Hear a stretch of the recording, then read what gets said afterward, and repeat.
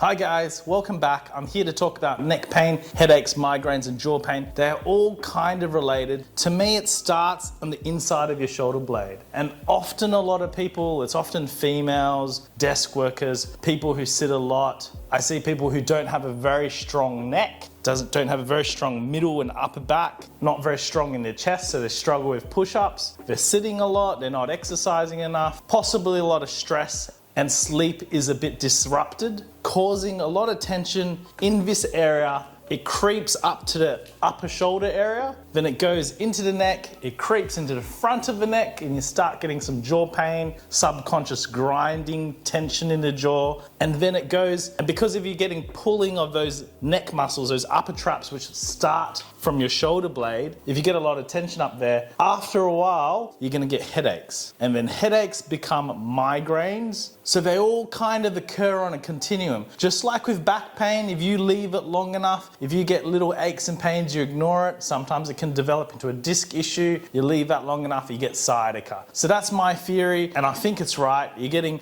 some shoulder and middle back or upper back tightness, stiffness, pain. It goes to your upper back, it goes into your neck, then it goes into your jaw, and then you get headaches and migraines. Now, why do you get a migraine? It's a not a very well understood thing, but we think that it's from your brainstem. So migraines have a lot of strange phenomena. It could be flashing lights, blurry vision, a lot of dizziness, which we'll talk about in a second. There's of course the headache component. Some people taste things a bit differently, smell things. They're more sensitive to things, sensitive to sound, flashing lights. They need to go into a closed, dark room to avoid lots of stimuli for a day or two. They might need to take some migraine medication or anti-nausea medication, and they get better over time. But this happens to be a cycle for many people. It's a chronic thing. Some people get it every week, every month, and it's a horrible thing because it leads to days off work, time off work, lower quality of life. I've seen so many people conquer their migraine, their headaches, by following some very simple tips and formulas, which I'm going to share with you. So again, why do you get all these funny symptoms? We think it's to do with the brainstem because your head is held up by your neck, and inside your head is your brain, and very close to the bottom of your skull, right at the back, is your brainstem. And your brainstem goes into your spinal cord and it exits around the upper neck. So around the C2 region is where a little bit of the brainstem is coming out. You get your trigeminal nuclei, you've got parts of the brainstem still following through in your upper neck, and these are responsible for your vision, your facial sensation, sensations on your tongue, your smelling, your hearing. The back of your brain contains the center for vision, and towards your temporal part of your brain contains the center for hearing, and even at the back there, your cerebellum is responsible for your sense of balance. So some people with a migraine, they're dizzy, they're wobbly, don't have a great sense of balance and feel like they're off kilter. So having chronic neck pain can be responsible for a lot of things. Having continuous tension on your suboccipital muscles, which are right under your skull, and even those deep muscles in your neck, because these muscles give your brain a sense of where your head is in space. So if they're getting wrong signals by being tight, chronically tight, you'll have a feeling of dizziness, particularly when you turn your neck, but it could even just be low-grade dizziness that you have throughout the day. Now, fortunately, I see a lot of success with these things by just strengthening your neck, your chest, and your upper back, starting to exercise more, sleep better, following some easy stress management tips, and also looking after your diet. Now, to get your neck stronger, I've shown this in detail in some previous videos. You can go and have a good look at them. But I found the simplest and easiest way is to get a rubber band, put it around a pillar, and put it around your head. I'm gonna use my hand. I'll make a double layer of this. I'm gonna put it around my forehead. Imagine that's the pillar. I'm facing straight ahead. This band wants to whip me to the side. I'm keeping my neck very still, trying to keep it in neutral. I can feel my upper traps, my sternocleidomastoid, my levator scapulae, all those muscles on the side turning on to keep me still. Now, the neck is an under-exercised part of your body. Getting it strong is helpful for getting rid of migraines. What you can do is add little turns. Now, I know this is a little bit funny looking, but this is actually really great. You'll actually feel those muscles working. You'll feel some tension relieving in your head. And now the goal for this is to do it fairly regularly. You don't have to pull as hard as I did. You could start a lot lighter. You could just hold it in neutral for 30 to 60 seconds, and then you can add some slight rotations when you're ready for it. Start to feel a bit of a burn in your muscles on the side, and actually you might feel that gets rid of your neck pain. Muscles can be stretched. You can stretch your upper traps. You can stretch the levator scapulae going this way. You can stretch your sternocleidomastoid by going to the side and your scalenes, and you can add a little bit of rotation. You can put your hand under the surface you're sitting on for a deeper stretch, really pull to the side and repeat those stretches. But you'll probably find if you do this again and again and again, it's only short-term fixes. The long-term fix is to get your neck stronger. Now, how do you know that your neck isn't super strong? Well, you get some fair idea by just using the bands, but you can do the deep neck flexor hold. Now for the deep neck flexor hold, just lie on your back,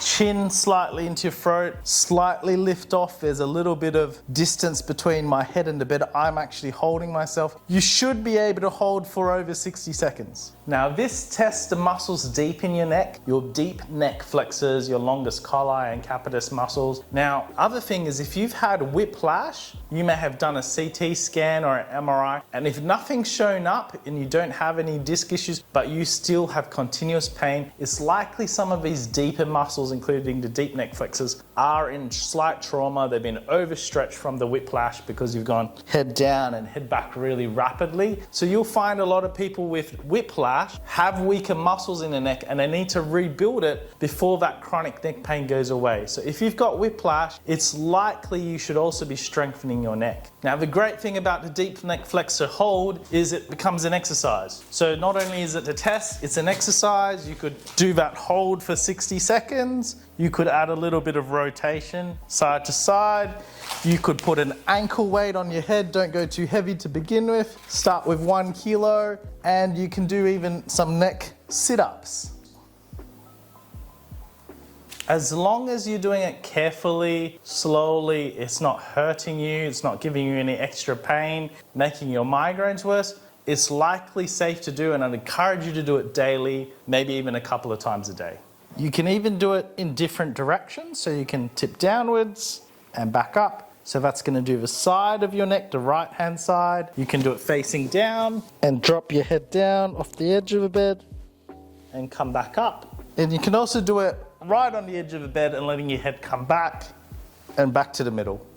Now your physio will likely have tools that they will use to measure your neck strength. And so for a male, you need to be above 15 kilos or perhaps 20% of your body weight. And mine is actually a little bit on the low side on the right, whereas on the left, I'm a little bit stronger. So guys, these are pretty cool things. You use the power band. I'd put it against a pillar. I'd be trying to keep my chin back, neck nice and tall, standing up, and do it in all 4 directions. So the band pulling me backwards, the band pulling me to the right and the left, and also the band behind me. And I'd be taking a step forwards and engaging these deep neck flexor muscles to hold my neck in a neutral position. So north, south, east, and west.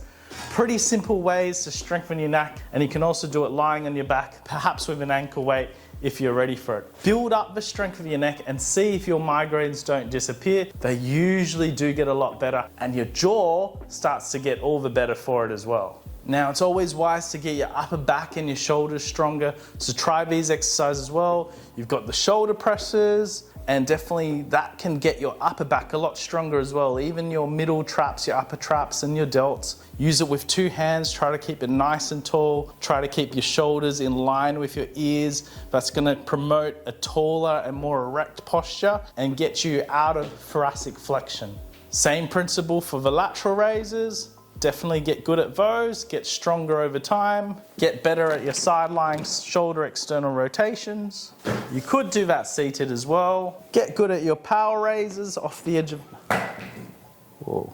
Lowering it down and bring it right up to the ceiling. Get strong at your bent over rows and your reverse flies. And for your chest, get strong at push-ups. You might have to start on a wall before proceeding to a bed and then eventually to floor.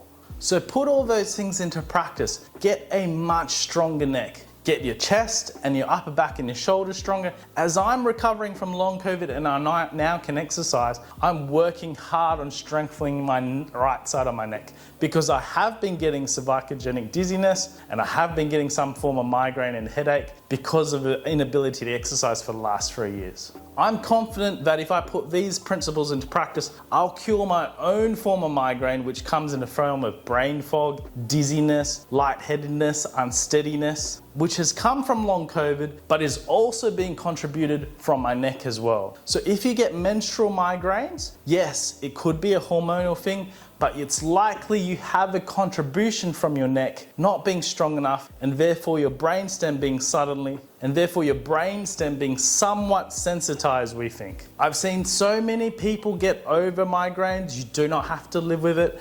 Definitely get some treatment for your neck. It often is helpful, but the long-term fix is not some trickety trick at a chiropractor or a physio or an osteopath. It is getting measurably stronger in your neck. You'll likely fix your jaw pain in the process. I will follow these migraine videos up with live treatments, showing you more stretches, how you can self-massage your neck, and giving you tips on how you can improve your sleep, your diet, and your exercise regime, even having some workouts live for you to follow.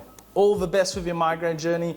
We've done tons of videos with these exercises in depth, so if you thought those were a bit brief, it was because it's a summary of all the previous videos that we've done. But be sure to follow them so you get an idea of what exercises, so you get a more clear detail of